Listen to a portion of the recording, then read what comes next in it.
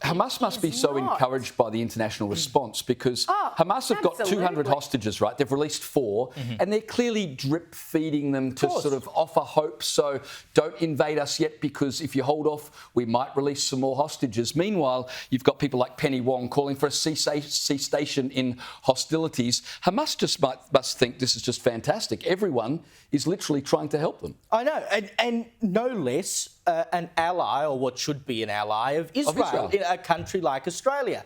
And look, we talked about last week whether or not Albanese should take a detour to Tel Aviv on his way to the US, and I ended up thinking, well, there's nothing to particularly benefit out of it.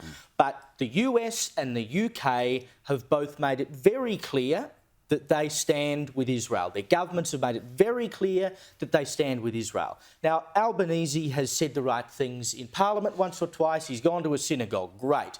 But you have 2 ministers last week basically speaking out and making the story about Hamas as opposed to what was done to Israel. And now you have the foreign minister in a veiled way accusing Israel of war crimes. What is the government's real agenda here? I think we know now. Well, I think it's very obvious, like I say, and at the risk of sounding like a broken record, it was just 2 months ago that the Albanese government said the Israeli settlements were illegal and that the West Bank and Gaza were occupied Palestinian territories. So we knew quite a while before this conflict broke out where they stood on the two-state solution, Israel-Palestine issue. And prior to that, they reversed the Morrison government's decision to recognise West Jerusalem as Israel's capital and said, no, we're going back to Tel Aviv. So like you said, they've been very clear all along. Oh, have they ever.